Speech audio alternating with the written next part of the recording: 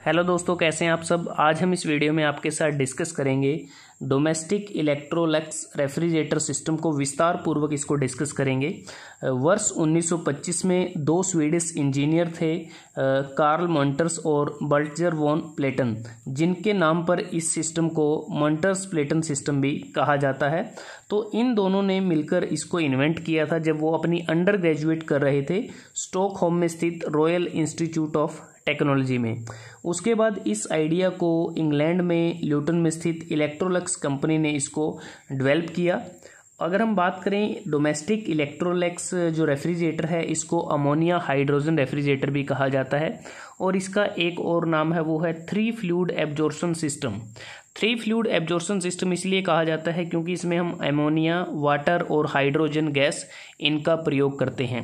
जो अमोनिया है इसको हम रेफ्रिजरेंट के रूप में प्रयोग करते हैं, वाटर को एज ए एब्जॉर्बेंट हम इसमें यूज़ करते हैं और साथ में हाइड्रोजन गैस का इसमें प्रयोग किया जाता है। तो सबसे पहले इन तीनों फ्लूइड्स के बारे में हम जान लेते हैं कि जो अमोनिया है यह वाटर में डिसॉल्व हो जाता है और जिससे हमें एक्वा अमोनिया यह सॉल्यूशन बन जाता है। अमोनिया में वो सभी डिज़ायर्ड प्रॉपर्टीज़ होती हैं जो हमें चाहिए, जैसे कि low specific heat, high enthalpy of vaporization, high critical temperature and pressure और chemical stability throughout cycle हमें जो रिक्वायरमेंट होती है। और दूसरा कि एब्जॉर्वर के लिए जो अमोनिया है इसकी हाई एफिनिटी होती है लो टेम्परेचर पर और लेस एफिनिटी होती है हाई टेम्परेचर पर। अगर वाटर की बात करें तो वाटर को एक एज ए एब्जॉर्बेंट या सोलवेंट के रूप में प्रयोग करते हैं। वाटर में एबिलिटी होती है कि एमोनिया को एब्जॉर्व कर लेता है और एक एब्जॉर्बेंट के रूप में जो प्रॉपर्टी रिक्वायर्ड होती हैं वो वाटर में मौजूद होती हैं, जैसे लो specific heat, high boiling point, chemical stability और मिनिमम हीट लिबरेशन जब रेफ्रिजरेंट को एब्जॉर्व करते हैं। और हाई एफिनिटी होती है रेफ्रिजरेंट के लिए लो टेम्परेचर पर और लेस एफिनिटी होती है हाई टेम्परेचर पर। अगर हम बात करें हाइड्रोजन गैस की, हाइड्रोजन गैस एक लाइटेस्ट गैस है, नॉन कोरोसिव होती है नेचर में और यह ना तो एमोनिया के साथ रिएक्ट करती है और ना ही वाटर के साथ। वाटर में यह इनसोल्यूबल होती है और जो हाइड्रोजन गैस है इसका प्रयोग हम लिक्विड एमोनिया के जो इवेपोरेशन रेट है उसको इंक्रीज करने के लिए इसका प्रयोग करते हैं जब लिक्विड अमोनिया इवेपोरेटर से होकर गुजरता है। और जो इलेक्ट्रोलिक सिस्टम है उसके लो प्रेशर साइड में ही हाइड्रोजन गैस का प्रयोग किया जाता है। अब मैं आपके साथ बात करता हूं डोमेस्टिक इलेक्ट्रोलक्स या 3 फ्लूइड एब्जॉर्प्शन सिस्टम से संबंधित कुछ महत्वपूर्ण जानकारी। जैसे कि ये जो सिस्टम आपको नज़र आ रहा है डायग्राम में, इसमें एक कांस्टेंट टोटल प्रेशर होता है तकरीबन 14 बार जिस पे ये ऑपरेट करता है। थ्रू आउट सर्किट ये कांस्टेंट प्रेशर रहता है और जब जो लिक्विड एमोनिया है को हाइड्रोजन एटमॉस्फेयर में एक्सपोज किया जाता है तो लिक्विड एमोनिया बड़ी आसानी से इवेपोरेट हो जाता है जिससे टेम्परेचर में भी गिरावट आ जाती है। और दूसरा कि ये जो पूरा सिस्टम है इस सिस्टम में जो रेफ्रिजरेंट का सर्कुलेशन होता है वो ग्रेविटी के साथ होता है और कुछ इलेक्ट्रिकल जो हीटर होते हैं या गैस के द्वारा जो कुछ अमाउंट हीट एनर्जी की सप्लाई की जाती है उसके द्वारा भी सर्कुलेशन होता है। और जैसा मैंने डिस्कस किया कि जो हाइड्रोजन एक लाइट गैस है और वह भी रेफ्रिजरेंट के सर्कुलेशन को फैसिलिटेट करती है जनरेटर और इवेपोरेटर यूनिट्स के बीच में डेंसिटी में ज़्यादा डिफरेंस होने के कारण। और दूसरा कि जो डोमेस्टिक इलेक्ट्रोलिक सिस्टम है इसका मेन पर्पस होता है कि पंप और कंप्रेशर को एलिमिनेट करके बिना किसी मूविंग पार्ट की मदद से सिस्टम को नॉइसलेस बनाना। अगर मैं अब बात करूं कि ये पूरा सिस्टम काम कैसे करता है तो सबसे पहले इसके आप पार्ट देख सकते हैं कि इसमें जनरेटर होता है, एक रेक्टिफायर या वाटर सेपरेटर जिसे बोलते हैं वो लगा होता है, एक कंडेंसर होता है, इवेपोरेटर होता है, एब्जॉर्वर होता है। तो हम बात करेंगे इसकी वर्किंग को डिटेल में आपके साथ में डिस्कस करूँगा।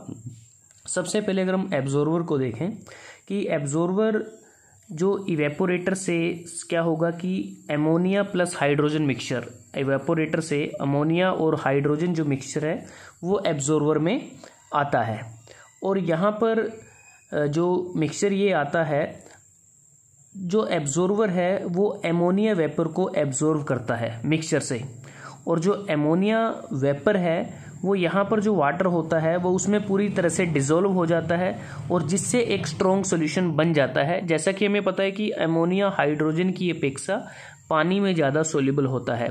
तो जैसे ही अमोनिया वेपर मिक्सचर से वाटर में डिसॉल्व होते हैं तो हाइड्रोजन गैस हल्की होने के कारण एब्जॉर्बर में ऊपर की तरफ फ्लो करती है। और दूसरी महत्वपूर्ण बात कि अमोनिया वेपर की एब्जॉर्प्शन कोल्ड वाटर में ज़्यादा होती है और फास्ट भी होती है, इसलिए जो एब्जॉर्बर है इसको ठंडा रखा जाता है कूलिंग फिन्स के मदद से, या फिर एब्जॉर्बर के अराउंड कुछ कोयल्स के द्वारा भी इसको ठंडा रखा जाता है। तो इसके बाद एब्जॉर्बर के जो बॉटम है यहाँ से जो स्ट्रॉन्ग सॉल्यूशन होगा एमोनिया और वाटर एक स्ट्रॉन्ग सॉल्यूशन है, तो इस स्ट्रॉन्ग सॉल्यूशन को जनरेटर में भेजा जाता है। तो जनरेटर में जब भेजा जाता है तो बीच में कई बार यहाँ पर हीट एक्सचेंजर का भी प्रयोग कर लिया जाता है कि जो हीट एक्सचेंजर है उसमें जो स्ट्रॉन्ग सॉल्यूशन होता है उसको गर्म किया जाता है। तो उसके बाद अगर आप देखें कि जो जनरेटर है यहाँ पर इलेक्ट्रिकल हीटर या फिर गैस बर्नर की मदद से हीट इनपुट दी जाती है, जिससे क्या होगा कि जो एमोनिया वेपर है स्ट्रॉन्ग एमोनिया सॉल्यूशन से वो रिमूव हो जाता है। जो यहाँ पे स्ट्रॉन्ग सॉल्यूशन आया है तो यहाँ से एमोनिया जो वेपर है वो कुछ रिमूव हो जाता है। तो यहाँ से हमें क्या मिलेगा कि अमोनिया वेपर और वाटर साथ में जाएंगे, और वो कहाँ जाएंगे, वो रेक्टिफायर या वाटर सेपरेटर में जाएंगे। तो जब वो रेक्टिफायर या वाटर सेपरेटर में जाएंगे तो यहाँ पर रेक्टिफायर का काम होता है कि एमोनिया वेपर के साथ जो वाटर पार्टिकल्स गए हैं उनको सेपरेट कर दें, उनको अलग कर दें। मतलब कि रेक्टिफायर से आगे ड्राई एमोनिया वेपर ही आगे जाएगा। अगर वाटर वेपर को रेक्टिफायर के द्वारा अमोनिया वेपर से ना रिमूव करें तो वाटर वेपर आगे चलकर इवेपोरेटर में एंटर करके फ्रीज हो जाएंगे और मशीन को चोक कर देंगे।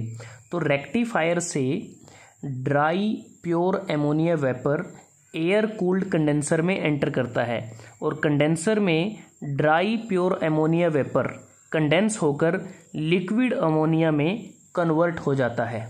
तो लिक्विड अमोनिया तो यह इवेपोरेटर में एंटर करता है, ग्रेविटी के कारण कंडेंसर से इवेपोरेटर में फ्लो करता है, और जो इवेपोरेटर है इवेपोरेटर में तकरीबन 12 बार प्रेशर पर हाइड्रोजन गैस मौजूद रहती है। तो जैसे ही लिक्विड अमोनिया हाइड्रोजन गैस के संपर्क में आता है तो उसका इवेपोरेशन हो जाता है। मतलब अमोनिया वेपर का पार्शियल प्रेशर घटकर 2 बार तक पहुंच जाता है Dalton's law of partial pressure के अनुसार, और साथ में ही कोरस्पॉन्डिंग टेम्परेचर भी -18 डिग्री सेल्सियस तक पहुंच जाता है। तो मतलब कि एमोनिया अपनी इवेपोरेशन प्रोसेस के दौरान एमोनिया रेफ्रिजरेटेड स्पेस से लेटेंट हीट को एब्जॉर्व करता है और कूलिंग इफेक्ट को प्रोड्यूस करता है।